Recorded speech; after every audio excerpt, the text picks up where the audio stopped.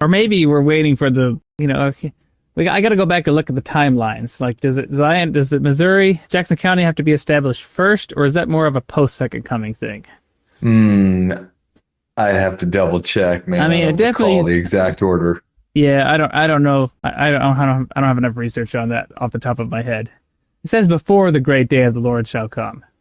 So it seems to imply that there's got to be some infrastructure in place there.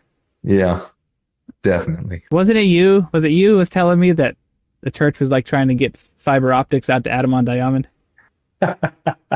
I heard that secondhand, so take that for what it's worth. I don't know what the status is of that or the update on it at all. But I know somebody had mentioned to me that they were actively working to, what would you say, improve the infrastructure available at Adam-ondi-Ahman. It sounds to me like they're getting ready to broadcast a solemn assembly. That's what it sounds like to me. I'm for it. I'm all about it. Okay. So that takes us through the Shakers. That was section 49.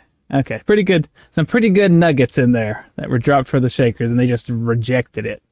They're like, no, we would rather dwindle to 2 members. Oh. Could have been part of Zion, bro. Could have been part of Zion. Some of them. Yeah, Copley was, at least for I wonder what was his name? Lehman Copley? Yeah. Not sure what the outcome was for him. Did he stay faithful? Went back to the Shakers. Oh, no. He was disfellowshipped for refusing to keep his promise to help the Colville Saints. Then, in an 1834 trial, he testified against Joseph Smith. But he was then readmitted into full fellowship in 1836. Went and served another mission, but he did not go west with the pioneers. He stayed and went to Ohio. Dude had a roller coaster of a life. Just people were built differently, man. They were all over the place. I guess did he die in good standing? Yes, in the end, he was a good dude, but he did. Right. He had some moments that shall be stricken for the record. Okay, let's get into section 50, discerning of spirits. So Joseph Smith's history states that some of the elders did not understand the manifestations of different spirits abroad in the earth.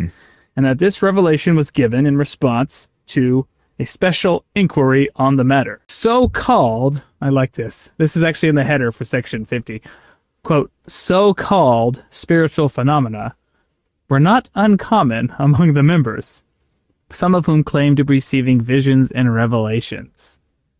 So there was a great degree of superstition that was coming in, and so-called, spiritual phenomena that was happening that was not divine. It was some kind of evil spirit, a spirit that was not of God. Something, whether it was just deceptive in nature, or whether it was some other worldly supernatural type influence, right? Devilish influence.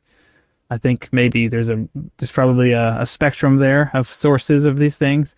But apparently, right, this was kind of that religious fever of the time that Joseph Smith talks about, where these spiritual phenomena, these spiritual manifestations, people were seeking them, and apparently, right, receiving so-called spiritual experiences, but they were not in fact of God. So this was confusing many people because you read about this where people were like, they believe Joseph Smith, and then someone else like, oh, I have a seer stone too, and everyone's like, ooh, okay. Let's run to that guy.